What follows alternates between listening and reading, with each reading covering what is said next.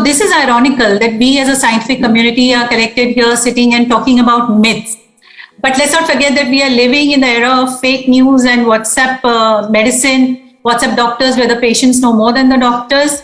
So it's very imperative and important for the doctors. So it's very important that as healthcare providers, we develop some myth-busting skills, not just for ourselves, but to do right by our patients and to combat these falsities that we come across every day.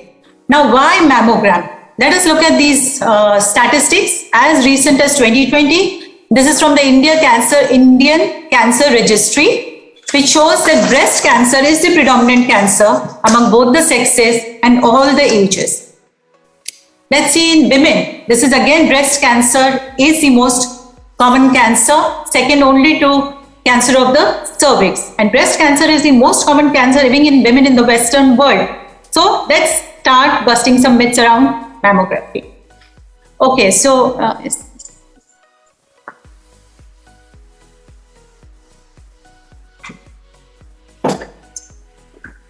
not a day goes by when I don't get a patient who comes and says, I don't want to do mammogram, doctor, because it's very good, it's very bad and it's got bad radiation.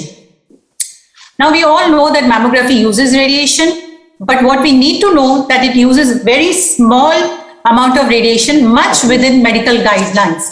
And to top it, there's a lot of background radiation, constant background radiation, which we inadvertently are collecting over a lifetime. The dose that we collect from a mammogram is equal to about less than 2 months dosage from background radiation, which we can do nothing about. The basic tenet of radiology is ALARA. Let us see, where is mammogram? Right at the bottom of the table, the women's imaging, bone densitometry and mammography. Again, right at the bottom of the table.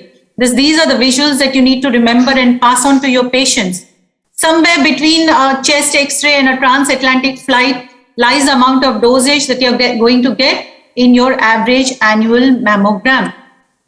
So, what we need to emphasize here is the benefits of mammography. They always outweigh the potential harm from this minuscule radiation exposure that we get in our lifetime.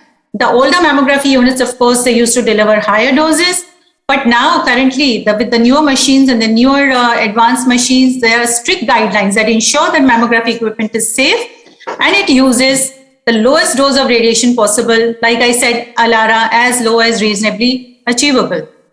So the risk of getting breast cancer is very real, but the risk of getting cancer due to radiation from a mammogram, totally theoretical. Let's remember this. And if you remember any chart above that I've shown and you convey one of your patients and you're able to convince them that mammography radiation is not harmful and do a screening mammogram, my job here is half done.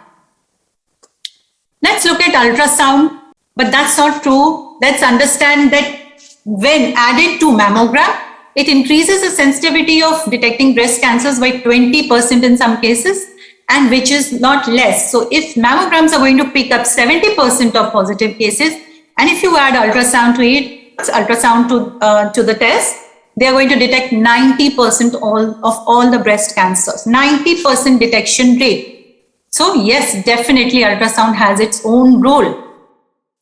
It is an established screening tool in younger and a high-risk population.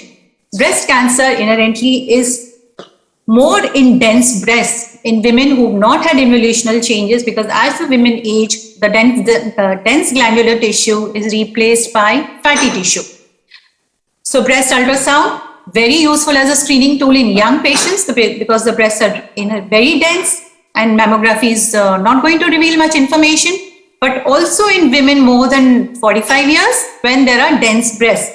30% of postmenopausal women have dense breasts. So ultrasound along with mammogram is the way to go. And it is, of course, ultrasound is widely used in our daily practice to improve lesion characterization, lesion detection, to follow up the benign lesions between two mammograms, because as we know, we don't repeat mammograms frequently. And it is also used for monitoring chemo response of masses. So it definitely has its own place in the full spectrum of diagnosing breast diseases and breast cancers. On the left is a 44-year-old woman and on the right is a 72-year-old woman, both having equally dense breasts. So the 72-year-old lady, just because she is 72, seeing these breasts, am I going to tell her, okay, you come back in 2 years? No, she has dense breasts. She has a higher chance of getting malignancy irrespective of the age.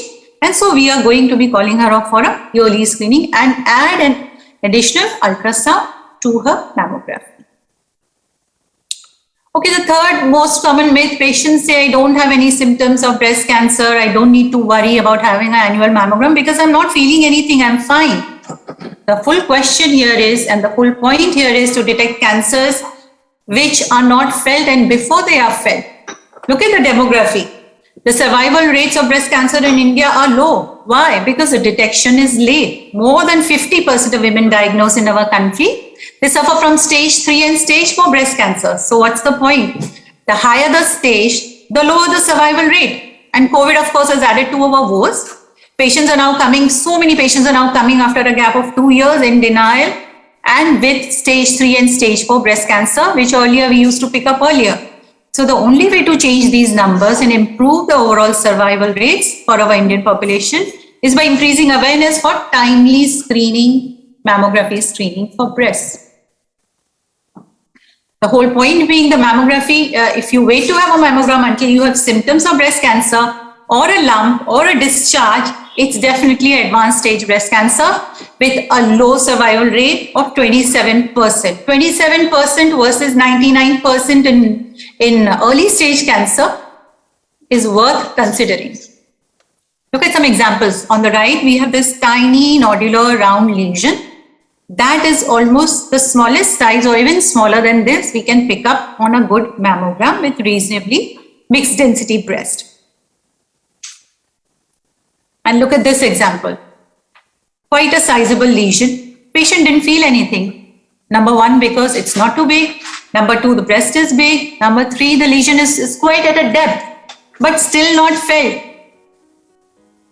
And this is what the cancer looks like when it is palpable and when the patient has pain and skin thickening and retraction. So we definitely do not want to get to this stage, and we have to make the patient understand early diagnosis is the key. This is a disease which is not preventable. So if the tiny dot, 2 to 3 mm dot on the right is what the mammogram is going to pick up, look at the 2 centimeter circle or the oval, which an occasional self-examination or a symptomatic lesion is going to look like. Look at the comparison between the sizes. Other thing we have to remember is that we are offering our population opportunistic screening, because after all, this is a disease which cannot be prevented. Early diagnosis is the only way to beat it. Thank you.